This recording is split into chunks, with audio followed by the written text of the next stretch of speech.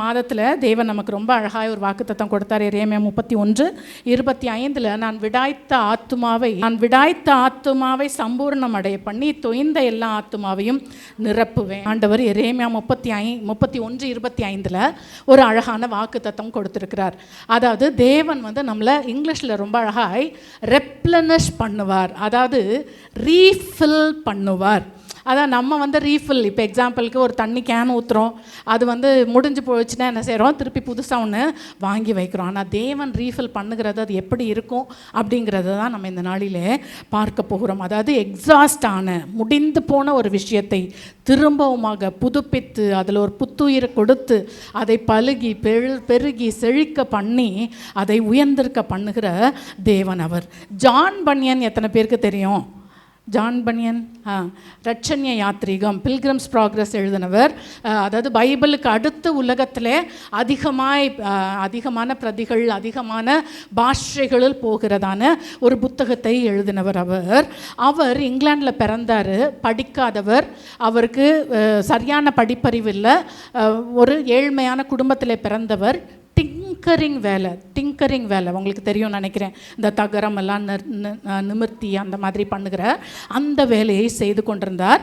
வாலிப வயதில் அவர் ரட்சிக்கப்பட்ட அவரால் தேவனை பற்றி வெளியே சொல்லாமல் இருக்க முடியல. ரட்சிக்கப்பட்ட உடனேயே அவர் என்ன செய்தார்னா, அங்கே போய் வீடு வீடா, மார்க்கெட் பிளேசஸில், வயல்களில் அங்கங்கே போய் ஆண்டவரை பற்றி பிரசங்கம் பண்ண ஆரம்பித்தார். அந்த இடத்துல இங்கிலாண்டில் சர்ச் ஆஃப் இங்கிலாண்டோட ரெக்கக்னிஷன் இல்லாமல், நல்லா கவனிங்க, நம்ம இன்றைக்கி ஏதோ நினைக்கிறோம் இந்தியாவில் இப்படிலாம் நடக்குதுன்னு. இங்கிலாண்டு நமக்கெல்லாம் தெரிஞ்ச வரைக்கும் அங்கேருந்து தான் ஆங்கிலேயர்கள், பிரசங்கிமார்கள், மிஷினரிஸ் அங்கேருந்து இங்கே வந்தாங்க, நம்மளெல்லாம் அப்படியே கிறிஸ்துவுக்குள்ளார ஆக்குனாங்கன்னு நம்ம நினைக்கிறோம். ஒரு விதத்தில் அது உண்மையாக இருந்தாலும் 1600களில் நடந்த இந்த விஷயம் என்னன்னா, அவங்க ஊரில் சர்ச் ஆஃப் இங்கிலாண்டினாலே ஆர்டைன் பண்ணப்படாத ஒருவர் பிரசங்கம் பண்ணக்கூடாது, இயேசு கிறிஸ்துவை பற்றி அவர் வெளியே போய் சொல்லக்கூடாது என்றதான சட்டம் அங்கே இருந்தது. இவரால் முடியல, இவர் தான் அறிந்த இயேசு கிறிஸ்துவை தனக்குள்ளே அடக்கி வைக்க முடியலை. இன்றைக்கி நம்ம எதையோ பேசுகிறோம், எங்கெங்கேயோ ஃப்ரெண்ட்ஸை தேடி எதற்கோ போகிறோம். ஆனால் இது இருக்கிறதா? நாங்கள் கடந்த நாளில் பைபிள் ஸ்டடியில் கூட பார்த்தோம். அவபக்தி அப்படின்னா என்னது? சத்தியத்தை அநியாயத்தினாலே அடக்கி வைக்கிறது என்னது? அவபக்தி. ஸோ இவர் அங்கே அவரால் அதை சொல்லாமல் இருக்க முடியல, போய் சொன்னார். ஸோ அவங்களுடைய சட்டத்தின்படி அது குற்றமாகையால் அவருக்கு மேலே ஒரு சார்ஜ் வந்தது. என்ன அப்படின்னா, ஹோல்டிங் அன்லாஃபுல் ரிலீஜியஸ் மீட்டிங்ஸ், அதாவது சட்டத்திற்கு புறம்பான மத சார்புள்ள கூட்டங்களை நடத்துகிறார் என்று சொல்லி அவரை போலீஸ் ஸ்டேஷனில் கொண்டு போயிட்டாங்க. ஜட்ஜு முன்னாடி நிறுத்துகிறாங்க. அவருக்கு ஏற்கனவே 4 பிள்ளைகள், அதில் ஒரு பிள்ளை மேரி என்ற பிள்ளைக்கு கண்ணு வேற தெரியாது.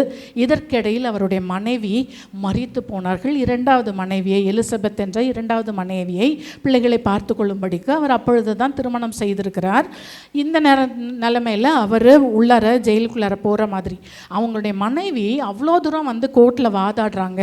தயவு செய்து, அவர் சட்டத்திற்கு புறம்பாக என்ன பண்ணிட்டாரு, நீங்கள் எல்லாரும் ஃபாலோ பண்ணுற அந்த பைபிளை தானே அவர் ஃபாலோ பண்ணுகிறார், அதை தானே அவர் பிரசங்கம் பண்ணார், அவர் மட்டும்தான் எங்களுடைய குடும்பத்திற்காக உழைக்கிற நபர், அவருடைய சம்பாத்தியம் இல்லைன்னா நாங்கள் பிச்சை எடுத்து தான் பிழைக்கணும், எங்களுடைய பொண்ணு வேற கண்ணு தெரியாதவ, 4 பிள்ளைங்க இருக்குது, நாங்கள் என்ன பண்ண முடியும் அப்படின்லாம் சொல்லி அவங்க அழுத அழுகை அந்த கோர்ட் ரூமில் இருந்த எல்லாருக்குள்ளாரையும் கண்ணீரை வரவழைத்ததாம். ஆனால் அந்த பாருங்களேன், நம்முடைய பெயர் எதுக்கெல்லாம் நோட் பண்ணப்படுகிறது. அங்கே இருந்த ஒரு ஜட்ஜ், சர் ஜான் கெல்லின் அப்படின்றவர், அவர் என்ன சொன்னாராம், உன்னுடைய கணவர் சமாதானத்தை உடைக்கிறவராயிருந்தார், அவர் சட்டத்திற்கு தன்னை உட்படுத்தவில்லை, என்றைக்கு அவர் நான் இனிமேல் பிரசங்கம் பண்ண மாட்டேன்னு இப்போ கூட அவர் சொல்லட்டும், இனிமேல் நான் இந்த பைபிளை தூக்கிட்டு பிரசங்கம் பண்ண மாட்டேன்னு இப்போ கூட அவர் சொல்லட்டும், அவரை நாங்கள் விடுவித்து விடுகிறோம் என்று சொல்லி ஜட்ஜு சொன்னாராம். அப்போது அந்த மனைவி, அவங்க எலிசபெத் தைரியமாய் சொன்னார்களாம், அவருக்கு வா என்று ஒன்று இருந்து அவரால் பேச முடிகிற வரைக்கும் அவர் இந்த சுவிசேஷத்தை பிரசங்கிப்பார் என்று சொல்லி சொன்னாராம். அதே போல் இந்த ஜான் பன்யனும் என்ன சொன்னாராம், நீங்கள் என்னை எத்தனை வருஷம் ஜெயிலில் போட்டு என் கண்ணு மேலே பூஞ்சான் முளைத்தாலும் என்னை நீங்கள் வெளியே அனுப்புனாங்கன்னா பிரசங்கம் பண்ணாமல் என்னால் இருக்க முடியாது, நான் அறிந்த கர்த்தருடைய வார்த்தையை சொல்லாமல் இருக்க முடியாதுன்னு சொல்லி அவரை உள்ளார அடைத்தாங்க. 12 வருஷம் அவர் சிறைச்சாலையில் இருந்தார். சிறைச்சாலையிலே ஷூலேஸ் செய்கிறதான ஒரு எளிமையான வேலையை செய்து அதன் மூலமாய் வந்த வருமானத்தை, சொற்ப வருமானத்தை அங்கிருந்தும் வீட்டிற்கு கொடுத்து அவங்க பிள்ளைங்களுக்கெல்லாம் சாப்பாடு அப்படி தான் போய் கொண்டிருந்தது. 12 வருஷம் கழித்து சார்ல்ஸ் II அப்படின்ற அரசர் அங்கே பதவி ஏற்ற பொழுது அவர் என்ன செய்தாராம், இந்த சட்டத்தை மாற்றினார். இவர் சிறைச்சாலையிலேருந்து வெளியே போனார். ஆனால் ஒரு விஷயம் என்னன்னா, இவர் சிறைச்சாலைக்குள்ளே இருந்த பொழுது மிகவும் அருமையான 2 புத்தகங்களை எழுதினார். அதில் ஒன்று தான் இந்த ரட்சண்ய யாத்திரிகம், அதாவது பில்கிரம்ஸ் ப்ராக்ரஸ் என்றதான அந்த புத்தகம். இன்றைக்கு அது நிறைய ட்ராமா, படம் அந்த மாதிரி வகையிலுமே அது இருக்கிறது. உலகத்தின் 200 மொழிகளுக்கு மேலே அது மொழிபெயர்க்கப்பட்டு அது இன்றைக்கு நல்லா கவனிங்க, ஒரு படிக்காத ஒரு நபர் தெருவில் போய் வயலில் போய் பிரசங்கம் பண்ணதற்காக சிறைச்சாலையில் வைக்கப்பட்டவர். அங்கே போய் தெருவில் அவர் பிரசங்கம் பண்ணியிருந்தார்னு வைங்களேன், அந்த 12 வருஷத்தில் அவர் எத்தனை பேரை ரீச் பண்ணியிருக்க முடியும்?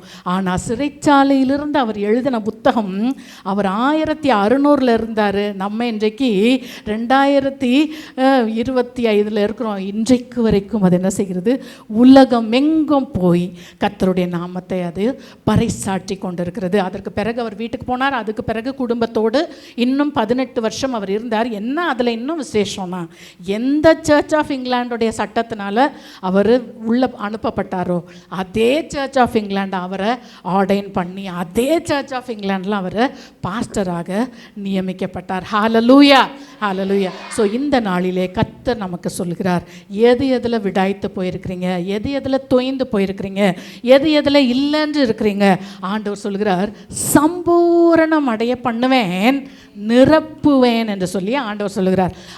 அவர் சம்பூர்ணம் அடைய பண்ணி நிரப்புகிற காரியம் எப்படி இருக்குமா? நம்ம எல்லாருக்கும் தெரிந்த சம்பவம், யோவான் 2ஆம் அதிகாரத்தில் கானா ஊரில் ஒரு கல்யாணம் நடந்துச்சு. அந்த ஊரில் கல்யாணத்தில் முக்கியமான ஒரு விஷயம் என்ன, திராட்சை ரசம், கிரேப் ஜூஸ். அது அங்கே தீந்து போச்சு. அங்கே ஜீசஸ் என்ன சொல்கிறார், வேலைக்காரரை கூப்பிட்டு அங்கே ஒவ்வொன்றும் 2-3 குடம் பிடிக்கத்தக்கதாக 6 பெரிய கச்சாடிகள் இருந்துச்சு, அதில் தண்ணீரை நிரப்புங்கள்னு சொன்னார். அந்த வேலைக்காரர் என்ன செய்தார்களாம், நிறைய நிரப்பினார்களாம். எவ்வளோ நிரப்பினாங்க, நிறைய. அங்கே ஏற்கனவே திராட்சை ரசம் காணாமல் போச்சு. ஆனால் இப்போ என்ன செய்தாங்க, நிறைய நிரப்பினாங்க. அதை மொண்டு கொண்டு போய் அங்கே பந்தியில் கொடுத்தப்போ பந்தி விசாரிப்புக்காரன், அதாவது அந்த சீஃப் செஃப் அதை டேஸ்ட் பண்ணிவிட்டு போய் அங்கே மாப்பிள்ளை கிட்ட போய் கேட்குறாரு, என்னையா ஏற்கனவே ஒன்று கொடுத்தோமே, அதை விட இது எவ்வளோ நல்லா இருக்குது, இது எப்படி சான்ஸே இல்லையே, இவ்வளோ நேரம் இதை எங்கே வச்சுருந்தீங்க? எத்தனை பேர் விசுவாசிக்கிறோம் கர்த்தர் நம்முடைய வாழ்க்கையும் கூட அது ஏற்கனவே ஏதோ சாதாரணமாக ஓடிக்கொண்டிருந்தது, ஆனால் முந்தின ரசத்தை பார்க்கிலும் பிந்தின ரசம் விலையேற பெற்றதாகவும் நிறைய நிரப்பப்பட்டதாகவும் இருக்கும் என்று விசுவாசிக்கிற ஒரு ஹalleluya சொல்லுவோமா? ஹalleluya.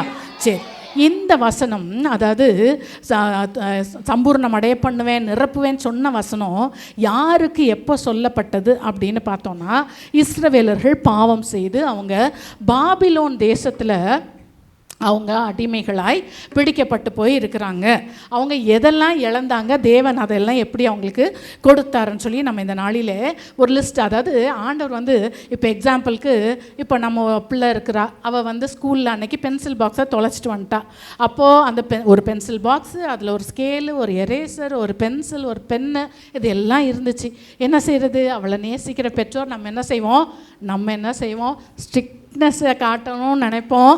அதுக்கு என்ன செய்வோம், ஏதோ சரி போ, உனக்கு இனிமேல் நான் அப்படிலாம், அது அவ்வளோ விசேஷமாக இருந்துச்சு, நான் உனக்கு அப்படி இல்லை, ஆனாலும் இதெல்லாம் உனக்கு தேவை, அதனால நான் வாங்கி தரேன்னு ஏதோ அது ஒரு 100 ரூபாய்க்கு வாங்கி கொடுத்துருந்தோன்னா, இதை நீ தொலைக்காமல் இரு, நான் அப்புறம் பார்க்குறேன்னு சொல்லி ஒரு 20 ரூபாய்க்கு எதாவது என்ன செய்திருப்போம், வாங்கி கொடுத்துருப்போம். ஆனால் இந்த இடத்துல கண்டிப்பாக நம்ம என்ன செய்வோம், அதில் இருந்த அவ்வளவும் அவளுக்கு தேவைன்னு தெரியும், அதனால் என்ன செய்வோம், வாங்கி கொடுத்து தான் ஆகும். தேவனும் அப்படி தான், நம்ம இழந்த ஒவ்வொன்றையும் அவர் கணக்கில் வைத்து அதை மறுபடி நிரப்புகிற தேவன் என்று சொல்லி நம்ம இந்த நாளிலே பார்க்கிறோம். என்னெல்லாம் அந்த இஸ்ரவேலர்கள் அவங்க இழந்தாங்க அப்படின்னு சொல்லி பார்த்தோன்னா, அவங்க எருசலேம் பட்டணம், அவங்களுடைய தலைநகரை இழந்தாங்க.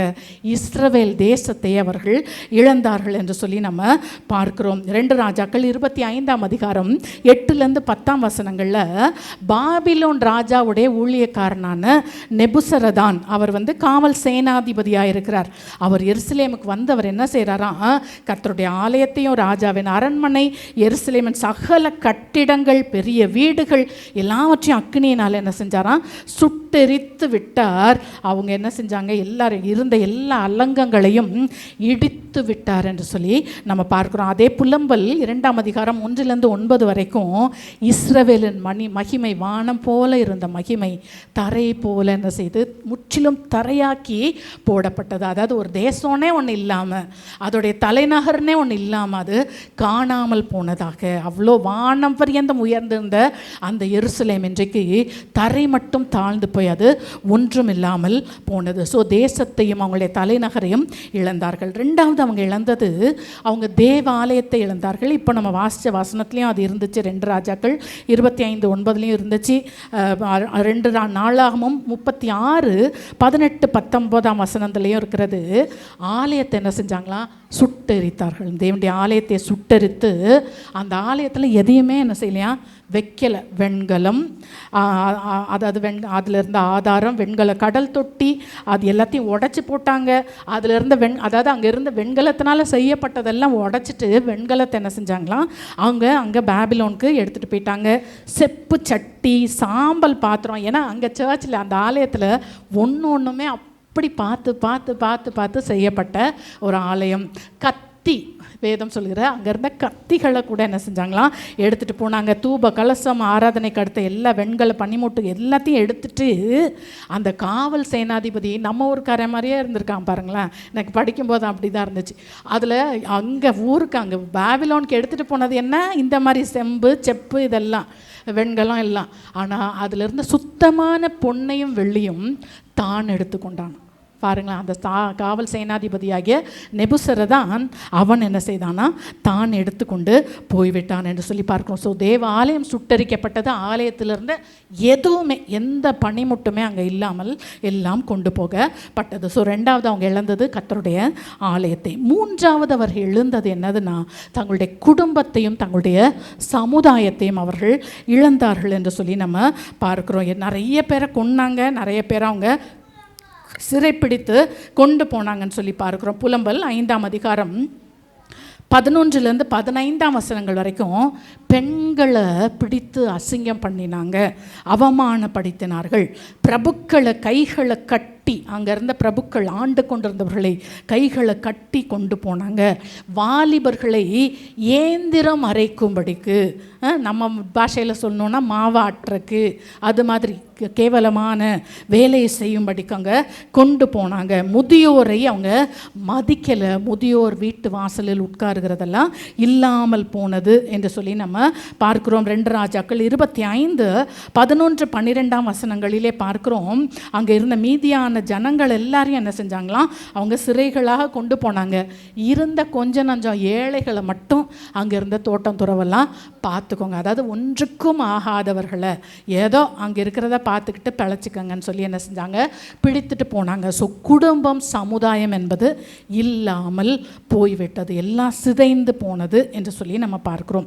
4வதாக அவங்க இழந்தது அவங்களுடைய நிலங்களையும் வீடுகளையும் இழந்தாங்க அப்படின்னு சொல்லி நம்ம பார்க்கிறோம். அதாவது அவங்களுடைய திராட்சை தோட்டங்கள், வீடுகள், வயல்கள் எல்லாவற்றையும் எரேமியா 6:12 அவருடைய வீடுகளும் அவருடைய காணி பூமிகளும் அவர்களுடைய மனைவிகளோடே அந்நியர் வசமாயிற்று.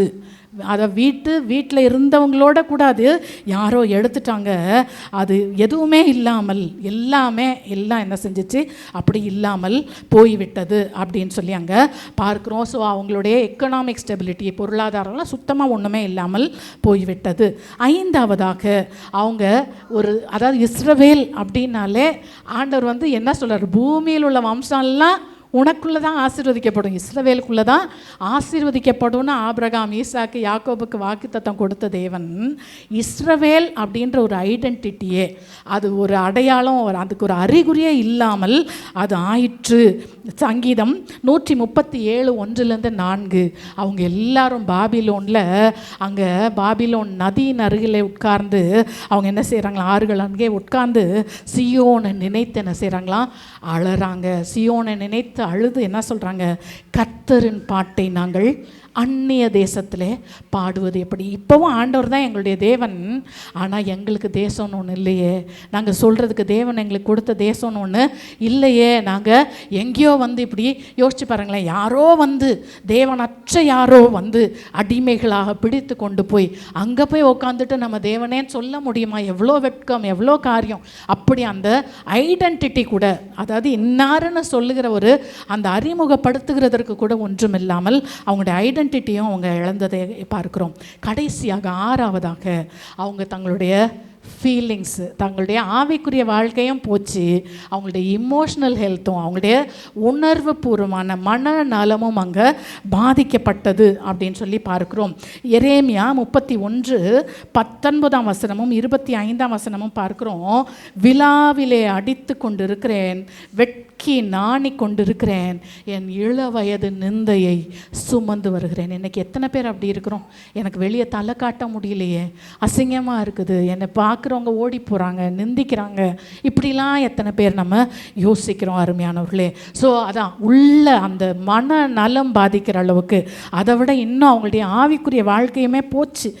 புல்லம்பல் 3:17-18 என் ஆத்துமாவில் சமாதானம் இல்லை, சமாதானம் தூரம் ஆயிடுச்சு, என் சுகத்தை மறந்தேன், எனக்கு சுகம்னு ஒன்று இருக்கா அப்படின்றதை நான் மறந்துட்டேன், என் பலனும் நான் கர்த்தருக்காக காத்திருந்த நம்பிக்கையும் அழிந்து போயிடுச்சு. ஆண்டவர் மேலே எனக்கு நம்பிக்கையே இல்லை. இன்றைக்கி நிறைய பேர், எனக்கு தெரியும் இங்கே இருக்கிறவங்களே நிறைய பேர், எனக்கு நம்பிக்கையே இல்லை, ஐ எம் ஹோப்லெஸ். ஏன்னா அவங்க நம்ம வெளியேருந்து சொல்கிறோம், ஏன் இப்படி பேசுகிறீங்கன்னு நம்ம சொல்கிறோம், அவங்க கோத்ரூ பண்ணுறது அவங்களுக்கு மட்டும்தான் தெரியும். ஸோ அதனால அவங்க என்ன செய்கிறாங்க, அப்படி பயங்கர விரக்தியில் அந்த மாதிரி காரியங்களை பேசி கொண்டிருக்கிறார்கள். நான் கடந்த நாட்களில் கூட இங்கே ஒரு அம்மாக்காக நான் ஜெபம் பண்ணும்போது, அவங்க மகனுக்காக தேவன் கொடுத்த வார்த்தையை நான் சொல்லி ஜெபம் பண்ணும்போது, அதாவது அவங்களுக்கு சொல்ல முடியாத கஷ்டம், ஆனால் ஆண்டவர் சொன்ன வார்த்தை என்ன தெரியுமா, கண்டிப்பாக அவன் ரட்சிக்கப்படுவான், கண்டிப்பாக அவன் வாழ்க்கை கட்டப்படும், கண்டிப்பாக அவன் நல்லா இருப்பான், ஆசீர்வாதமாக இருப்பான், நீ விசுவாசித்தால் உனக்கு ஜீவனை கொடுத்து நான் அதை பார்க்க வைப்பேன், நீ விசுவாசிக்கலைன்னா நீ அதை பார்க்க மாட்ட அப்படின்னு ஆண்டவர் சொன்னார். ஸோ நிறைய பேர் நம்ம என்ன செய்கிறோம், அப்படி நம்பிக்கையற்று ஹோப்லெஸ்ஸாக மனதளவில் பாதிக்கப்பட்டு வெட்கம் தான் நம்முடைய உடுப்பாக இருக்கிறது. போகிறவங்க வரவங்கெல்லாம் அப்படி ஒரு வசனம் இருக்குது, போகிறவங்க வரவங்களுக்கெல்லாம் நான் பாடலானேன், போகிறவங்க வரவங்களாம் என்னை பற்றி தான் என்ன செய்கிறாங்க, பேசி கொண்டு இருக்கிறாங்க. ஸோ இப்படி எல்லாவற்றையும் சொல்கிறதுக்குன்னு எதுவுமே இல்லாத அளவுக்கு எல்லாவற்றையும் இழந்த அந்த இஸ்ரவேலர்களை தேவன் என்ன செய்தாராம், சம்பூரணம் அடைய பண்ணினார், நிரப்பினார். எப்படி அவங்கள ரெஸ்டோர் பண்ணினார் என்று சொல்லி நம்ம பார்க்கிறோம். ஸோ முதலாவதாக அந்த தலைநகரையும் அந்த தேசத்தையும் தேவன் அவர்களுக்கு ரெஸ்டோர் பண்ணி திருப்பி கொடுத்தார். அதை குறித்து வாக்குத்தத்தம் கொடுத்தார். அதுதான் நமக்கு முக்கியமானது. தேவன் வாக்குத்தத்தம் கொடுத்துருக்கிறாரு, அதை தயவுசெய்து என்ன செஞ்சிடாதீங்க. தானியேல் அதை தான் பண்ணார். இதே எரேமியா, தானியேலும் அதே பாபிலோனில் தான் இருந்தார். இதே எரேமியா எழுதின புக்கை தான் அவர் என்ன செய்தார், படித்தார். எங்களுக்கு இந்த கஷ்டம்லாம் எத்தனை வருஷம், 70 வருஷம்னு தெரிஞ்சு அவர் ஆண்டவர்கிட்ட மன்னிப்பு கேட்டு ஜெபம் பண்ணார், விசுவாசித்தார். அந்த ஜனங்களை தேவன் திருப்பி கொண்டு வந்தார். ஸோ இந்த தேசத்தை குறித்த, தலைநகரை குறித்த வாக்கு தத்துவம் என்ன, எரேமியா 31:4 இஸ்ரவேல் என்னும் கன்னிகையே, மறுபடியும் உன்னை கட்டுவிப்பேன், நீ கட்டப்படுவாய், மறுபடியும் நீ மேளவாத்தியத்தோடும் ஆடல் பாடல் செய்கிறவர்களின் களிப்புள்ள கூட்டத்தோடும் புறப்படுவாய் என்று சொன்னதான அந்த வார்த்தை அப்படியே அங்கே நடந்துச்சு. நெகேமியாவின் நாட்களிலே, நெகேமியா 6ஆம் அதிகாரம் 15-16 அதான் ஆண்டவர் நினச்சார்னா, ஒரு தேசத்துடைய அலங்கத்தை, காம்பவுண்ட் வாலை, இன்றைக்கி நம்ம ஒரு காம்பவுண்ட் வால் கட்டுறோம், இவ்வளோண்டு முடியல, ஆனால் அந்த தேசத்தின் அலங்கத்தை 52 நாட்களிலே என்ன செஞ்சாங்களாம், கட்டி முடித்தாங்க. அது எப்படி இருந்துச்சா, அது தயவுசெய்து எல்லாரும் ஸ்க்ரீனில் படிங்க. படிங்க, இல்லை பைபிள் வச்சிருந்தாலும் வாசிங்க. அது அவங்க கட்டி முடித்த போது எப்படி இருந்துதான், எங்கள் பகைஞர் எல்லாரும் அதை கேட்ட போதும், எங்கள் சுற்றுப்புறத்தாராகிய புறஜாதியான அனைவரும் கண்ட போதும் மிகவும் முனையற்று போய் இந்த கிரியை எங்கள் தேவனால் கைகூடி வந்தது என்று அறிந்தார்கள். அருமையான தேவனுடைய ஜனமே, கர்த்தர் உங்களை திருப்பி கொண்டு வரும் பொழுது இன்றைக்கு உங்களுடைய பகைக்கிறவர்களுடைய இருதயம் முனையற்று போகும். இன்றைக்கி அவங்க அந்த நாவை கூர்மையாக வச்சுட்டு எப்படிலாம் பேசுகிறாங்க, அந்த பேச்செல்லாம் அடைக்கப்படும். இயேசுவின் நாமத்தினால கண்டிப்பாக தேவன் அதை செய்து முடிக்க வல்லமை உள்ளவர். உண்மை அதே வாய் அன்னைக்கு வந்து என்ன சொல்லும், பரவாயில்ல நீ இப்படிலாம் இருந்த, நீ சமத்தா இருந்த, பரவாயில்ல நீ தப்பு பண்ணாமல் பழச்சிக்கிட்ட, கர்த்தர் பார் இன்னைக்கு உன்னை கைவிடலை, உன் பிள்ளைங்களெல்லாம் ஆண்டவர் நல்லா வச்சிருக்கிறாருன்ற வார்த்தை கண்டிப்பாக உண்டாகும். நெகேமியா 11ஆம் அதிகாரம் 1-3 அந்த தலைநகரையும் அங்கே பாப்புலேட் பண்ண வேண்டியிருந்துச்சு. என்னென்னா அங்கேருந்து திரும்பி வந்தவங்க எல்லாரும் அவங்கவுங்களுடைய என்ன சொல்கிறது ஊர்களிலே அவங்கவுங்களுடைய டவுன்ஸில் போய் குடியிருக்க தான் அவங்க விரும்பினாங்க. அப்போ என்ன பண்ணாங்கன்னா, அந்த இப்போ ஒரு டவுனில் 10 பேர் இருக்காங்கன்னா 10ல் ஒருவரை என்ன செஞ்சாங்க, செலக்ட் பண்ணி அந்த குடும்பத்தை எருசலேமுக்கு போங்க, அங்கே ஆள் இல்லாமல் இருக்கக்கூடாதுன்னு சொல்லி எருசலேமையும் ரீபாப்புலேட் பண்ணாங்க. அருமையான தேவனுடைய ஜனமே, நீங்கள் உங்களுடையவர்களை இழந்திருக்கிறீர்களா? ஆண்டவர் சொல்கிறார், நான் உங்களுக்கு உங்களுடைய வாழ்க்கையை ரீபாப்புலேட் பண்ணுவேன் என்று சொல்லி ஆண்டவர் சொல்லுகிறார். அருமையான தேவனுடைய ஜனமே, ஸோ அவங்களுக்கு தேசமும் அவங்களுடைய தலைநகரும் அவங்களுக்கு திரும்ப ரெஸ்டோர் ஆச்சு. 2வது அவங்க இழந்தது தேவனுடைய ஆலயத்தை. அதை குறித்த வாக்குத்தத்தம் எரேமியா 31:12 அவர்கள் வந்து சியோனின் உச்சியிலே கெம்பீரிப்பாங்க அப்படின்னு சொல்லி வசனம் சொல்லியிருக்கிறது. அது எங்கே நிறைவேறுச்சு அப்படின்னா, செருபாபேலின் கீழே அந்த டெம்பிள் திரும்பவும் கட்டப்பட்டுச்சு. எல்லாமே திருப்பி ரெஸ்டோர் ஆச்சு. அங்கே இருந்த ஆசாரிய ஊழியம் பலிகள் எல்லாம் ரெஸ்டோர் ஆச்சு. எஸ்ரா 6ஆம் அதிகாரம் 14-16 வசனங்களிலே தேவனுடைய ஆலயத்தை கட்டி பிரதிஷ்டையை சந்தோஷமாய் கொண்டாடினார்கள். ஆலயமே இல்லாமல் போன ஒரு இடத்துல ஆலயத்தை மறுபடியுமாய் கட்டி அதை என்ன செஞ்சாங்களாம், அந்த பிரதிஷ்டையை கொண்டாடினார்கள், சந்தோஷமாக கொண்டாடினாங்க. அருமையான தேவனுடைய ஜனமே, நாம தான் கர்த்தருடைய ஆலயம். ஒருவேளை இது இடிக்கப்பட்டிருக்கிறதா, இது ஏதாவது ஒரு வகையில் தீட்டுப்பட்டிருக்கிறதா, ஆண்டவர் அதை திரும்பவும் கட்டுவேன்னு சொல்லுகிறார். நீ திரும்பவும் சந்தோஷப்படுவ. உன்னுடைய வாழ்க்கையில் தேவன் அந்த பரிசுத்தத்தையும் நீதியும் தருவார். கட்டாயம். தயவு செய்து இங்கே இருக்கிற யாராவது ஒரே ஒரு பர்சன் கூட நான் என்னை பரிசுத்தமாய் காத்துக்கொள்ள முடியும்னு நினைக்காதீங்க. கண்டிப்பாக முடியாது. பரிசுத்தம் பண்ணுகிற கர்த்தர் அவர் பரிசுத்தர். அவர் தான் நம்மையும் பரிசுத்தப்படுத்துகிறவர். ஸோ அவரால் அதை செய்ய முடியும். 3வது அவங்க இழந்தது குடும்பத்தையும் சமுதாயத்தையும் இழந்தாங்க. அதை திரும்ப தருவேன்ற வாக்குத்தத்தம் எரேமியா 31:8 நான் அவர்களை வடதேசத்திலிருந்து வரப்பண்ணி அவர்களை பூமியின் எல்லைகளிலிருந்து கூட்டி வருவேன். கூருடரும் சப்பானிகளும் கற்பவதிகளும் பிள்ளைத்தாய்ச்சிகளும் கூட அவர்களில் இருப்பார்கள். மகா கூட்டமாய் இவர்களிடத்துக்கு வருவாங்க. எல்லாரும் என்ன செய்வாங்க, திருப்பியும் வருவாங்க அப்படின்னு சொல்லி அங்கே கர்த்தருடைய வார்த்தை அங்கே வாக்குத்தத்தமாய் சொல்லப்படுகிறது. எரேமியா 31:13 அப்பொழுது கன்னிகைகளும் வாலிபரும் முதியோரும் கூட ஆனந்த களிப்பாய் மகிழ்வார்கள். நான் அவர்கள் துக்கத்தை சந்தோஷமாய் மாற்றி அவர்களை தேற்றி அவர்கள் சஞ்சலம் நீங்க அவர்களை சந்தோஷப்படுத்துவேன் என்று சொல்லி அங்கே சொல்லப்படுகிறதை நாம் பார்க்கிறோம். ஸோ ஆண்டவர் சொல்கிறார், உன்னுடைய எல்லா சஞ்சலத்தையும் நீக்கி என்னென்ன இல்லையோ அது எல்லாவற்றையும் தேவனால் மட்டும்தான் திருப்பி கொடுக்க முடியும். அது எப்படின்லாம் கேட்காதீங்க, அது அவரால் செய்ய முடியும். இன்றைக்கி வர்ஷிப் டைம்லேயும் அப்படி தான் நம்ம ஃபுல்லாகவே பார்த்தோம். அது எப்படின்னு தெரியாது, ஆனால் அவர் செய்கிறது மகிமையாக இருக்கும். நெகேமியா 7ஆம் அதிகாரம் 6-7 பார்க்குறோம்.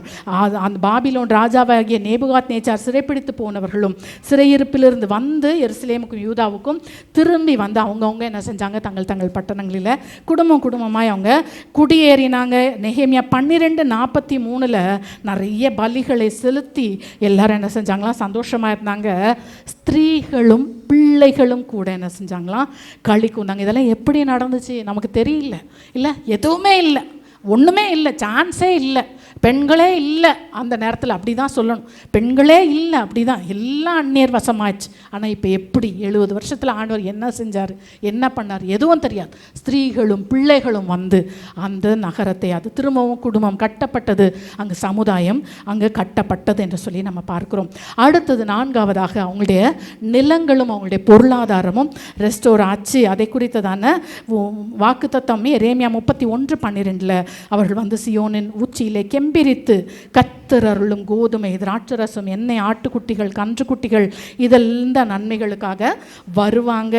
அதாவது இன்னும் 31:15 பார்க்குறோம், மறுபடியும் சமாரியாவின் மலைகளிலே திராட்சை தோட்டங்களை நாட்டுவாய், நாட்டுகிறவர்கள் அவைகளை நாட்டி அதன் பலனை அனுபவிப்பார்கள். திருப்பியும் அதெல்லாம் விழுந்து மறந்து போன தொலைந்து போன எல்லா திராட்சை தோட்டங்களும் திருப்பி நாட்டப்பட்டு அதோடைய பலனை நீங்கள் அனுபவிப்பீங்க அப்படின்னு சொல்லி அங்கே சொல்லப்பட்டது. ஸோ அதே காரியங்கள் அங்கே நடந்ததாக நெகேமியா 10:37-38 நம்ம பார்க்குறோம்.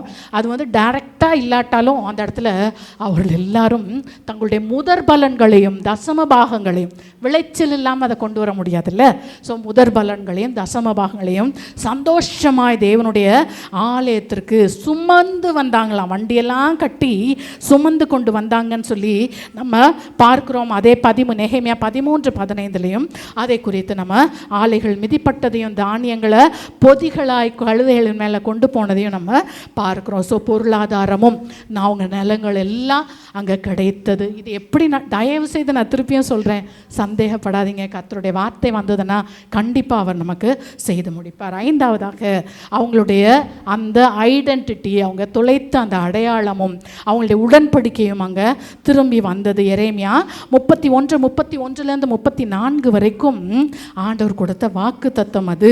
அந்நாட்களுக்கு பிற்பாடு நான் இஸ்ரவேல் புத்திரரோடு உடன்படிக்கை செய்வேன், என் நியாயப்பிரமாணத்தை அவங்களோட உள்ளத்தில் வைப்பேன், இருதயத்தில் எழுதுவேன், நான் அவர்கள் தேவனாக இருப்பேன், அவர்கள் என் ஜனமாக இருப்பாங்க, அவங்களுடைய அக்கிரமத்தை எல்லாம் மன்னித்து அவங்களுடைய பாவத்தை எல்லாம் இனி நினைக்கவே மாட்டேன். எத்தனை பேர் விசுவாசிக்கிறோம்? தயவு செய்து, அதாவது கடைசியாக நான் உங்களுக்கு அதை சொல்லுகிறேன்.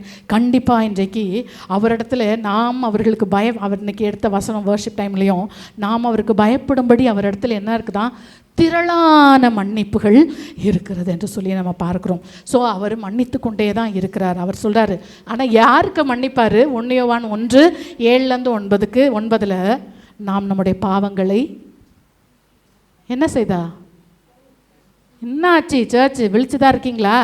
பாவங்களை என்ன செஞ்சால் மன்னிப்பார்? அறிக்கை செய்தால் தேவனிடத்தில் போய் இப்போ உங்கள் பிள்ளை வந்து உங்ககிட்ட தெரியாமல் செஞ்சுட்டேன் மம்மி, தெரியாமல் செஞ்சுட்டேன் டாடி, மன்னிச்சிருங்கன்னு சொன்னாங்க. ஓகே, 1 தடவை செய்யலாம், 2 தடவை செய்யலாம், 7 தடவை மன்னிப்பீங்க. அதுக்கப்புறம் உங்களுக்கு பொறுமை இருக்குமா? அவரிடத்துல திரளான மன்னிப்புகள் தான் இருக்குது, இல்லைன்னு சொல்லலை. கண்டிப்பாக அவர் மன்னிக்கிற தேவன். ஆனால் துணிகரம் கொள்ளக்கூடாது அருமையான தேவனுடைய ஜனமே. ஸோ அந்த இடத்துல தேவன் என்ன செய்தார்? அவருடைய அந்த காவனன்ட்டெல்லாம் ரெனியூ பண்ணார். எதில்?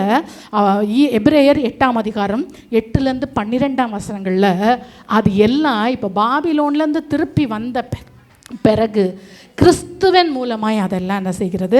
அவங்களுக்கு திருப்பியும் ரெஸ்டோர் ஆகுது. அவங்க கிறிஸ்துவன் மூலமாய் தான் அந்த சம்பூரணத்தை அங்கே கொடுக்கிறதை பார்க்குறோம். கடைசியாக அவங்களுடைய மனநலம் பாதிக்கப்பட்டிருந்தது, அவங்களுடைய ஆவிக்குரிய வாழ்க்கை பாதிக்கப்பட்டிருந்துச்சு. அதை குறித்த வாக்குத்தத்தம் தான் இந்த மாதம் நமக்கு தேவன் கொடுத்தது.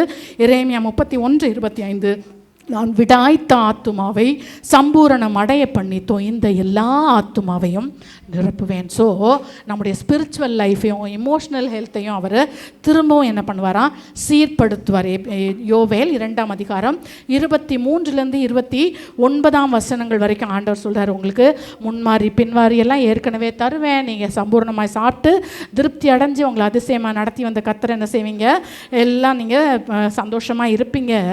மாம்சமான யாவர் மேலும் என்ன செய்வேன்? என் ஆவியை ஊற்றுவேன். அது எங்கே நடந்துச்சு?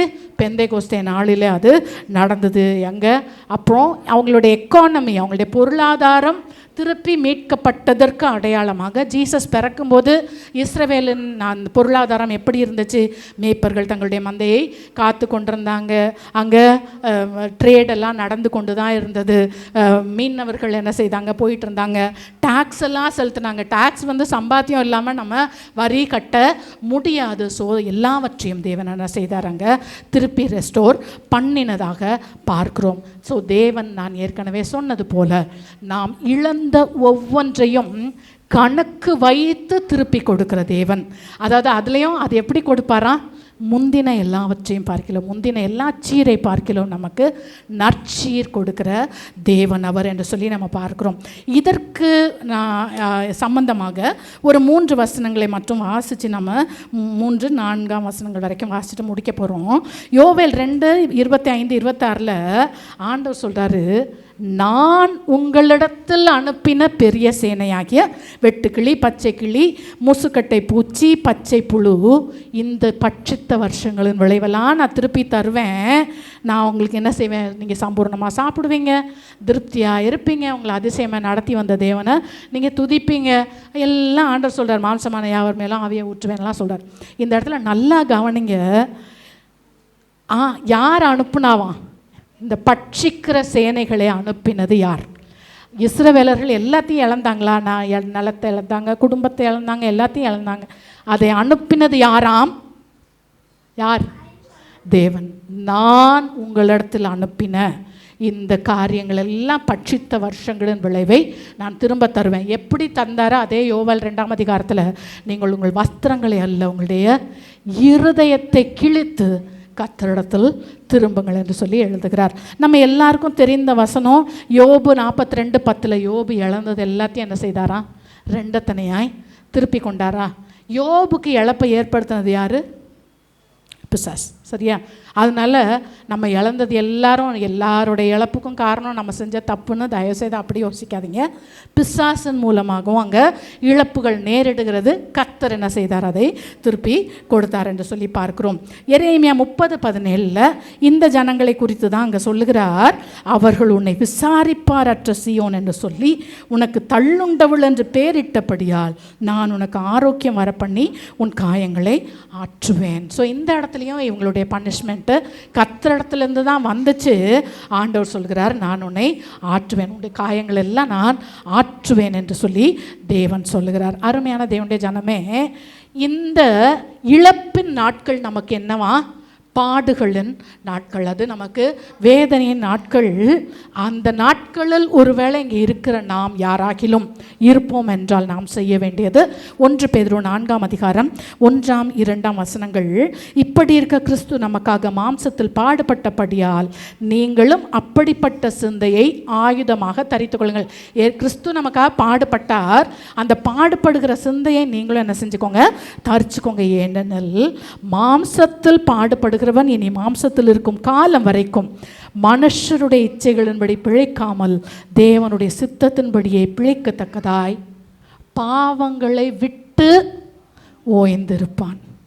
பாடுகளின் நடுவிலே என்ன செய்யணுமா? நமக்கு ஒரு ரெஸ்ட் தேவை. எதை விட்டு ரெஸ்ட்டு? எதை விட்டுட்டு ரெஸ்ட்டு தேவை நம்மளுக்கு? நம்முடைய பாவங்கள். இன்னும் அந்த வசனத்திலே நீங்கள் திருப்பி அந்த 1 பேதுரு 4 கீழே பார்த்தீங்கன்னா, பழைய காலத்தில் தான் நீங்கள் இப்படிலாம் இருந்தீங்க, ஆனால் இனிமே தயவு செய்து என்ன செய்யாதீங்க, அதுக்கெல்லாம் விட்டுருங்க, அதெல்லாம் மறந்துடுங்க, அதுக்கெல்லாம் ரெஸ்ட் கொடுங்க. ஆண்டவர் இஸ் வெரி ஃபேத்ஃபுல். நான் ஒன்று சொல்கிறேன். இப்போது எக்ஸாம்பிளுக்கு, இப்போ நம்மளுடைய பையன் ஒருத்தன் தண்ணி அடிக்கிறான் அப்படின்னு வச்சுக்கோங்களேன். ஆனால் நமக்கு அவன் மேலே பயங்கர பாசம். அவனுக்கு நம்ம பைக் வாங்கி கொடுக்குறோம், கார் வாங்கி கொடுக்குறோம், எல்லாம் பண்ணுறோம். அவன் நாளுக்கு நாள் வேர்ஸ் ஆகிட்டே போகிறான். நம்ம என்ன செஞ்சுருவோம்? வண்டி சாவி எடுப்போம், கார் சாவி எடுத்துருவோம். நீ இப்படிலாம் பண்ணுறியேன்னு அதை விற்று கூட செஞ்சுருவோன்னு வச்சுக்கோங்களேன். திருப்பி அவன் நல்லா ஆகாமல் அவன் அப்படியே அதிலே வாழும் பொழுது நம்ம திருப்பி சந்தோஷமாக அவனை நம்பி பைக்கோ காரோ வாங்கி கொடுக்க முடியுமா? முடியவே முடியாது. ஸோ ஆண்டவர் சொல்லுகிறார், நான் உன்னை சம்பூரணம் அடைய பண்ணுவேன், நான் உன்னை நிரப்புவேன் என்று ஆண்டவர் சொல்லுகிறார். ஆனால் நீ என்ன செய்? உன்னுடைய பாவங்களை விட்டு ஓய்ந்துரு. கண்டிப்பாக எல்லாரும் எழுந்து நிற்போமா? ஆண்டவர் கட்டாயம் நம்முடைய இழப்புகளை எல்லாம் அவருடைய பாணியில் நம்முடைய அந்த பிலிப்பியர் 4:19 சொன்னது போல நம்முடைய குறைவுகளை எல்லாம் கிறிஸ்து இயேசுவுக்குள் அவருடைய மகிமையின் ஐஸ்வர்யத்தின்படி அவர் நிறைவாக்குவார். அதுக்கு மேட்ச்லெஸ்ஸாக இருக்கும். அதாவது நீ தப்பு தானே பண்ண அனுபவின்னு வைக்கிற தேவன் இல்லை. அவர் திருப்பி நம்மை ஆசீர்வதித்து அலங்கரித்து பார்க்கிற தேவன் அவர். ஆனால் அவர் நம்ம நல்லா இருக்கும் பொழுது சந்தோஷமாய் நம்மை ஆசீர்வதித்து உயர்த்துகிற தேவனாக இருக்கிறார்.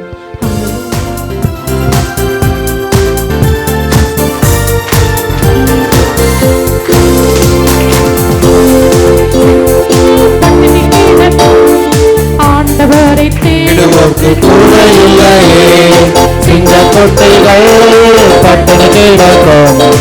ஆண்டவரை தேடுவோர்க்கு கூட இல்லையே, கூட இல்லையே, கூட இல்லையே. ஆண்டவரை தேடுவோர்க்கு கூட இல்லையே, கூட இல்லையே, கூட இல்லையே. ஆண்டவரை தேடுவோர்க்கு கூட இல்லையே, சிங்க கொட்டைகள் பட்டினி கிடக்கும். ஆண்டவரை தேடுவோர்க்கு கூட இல்லையே, மகிமையில் செல்வத்தினார் என் தேவன் தாமுடைய மகிமையில் செல்வத்தினார் குறைகளையே கிறிஸ்துவுக்குள் நிறைவாக்கி நடத்திடுவார். குறைகளையே கிறிஸ்துவுக்குள் நிறைவாக்கி நடத்திடுவார். குறைகளையே கிறிஸ்துவுக்குள் நிறைவாக்கி நடத்திடுவார். குறைகளையே கிறிஸ்துவுக்குள் நிறைவாக்கி நடத்திடுவார்.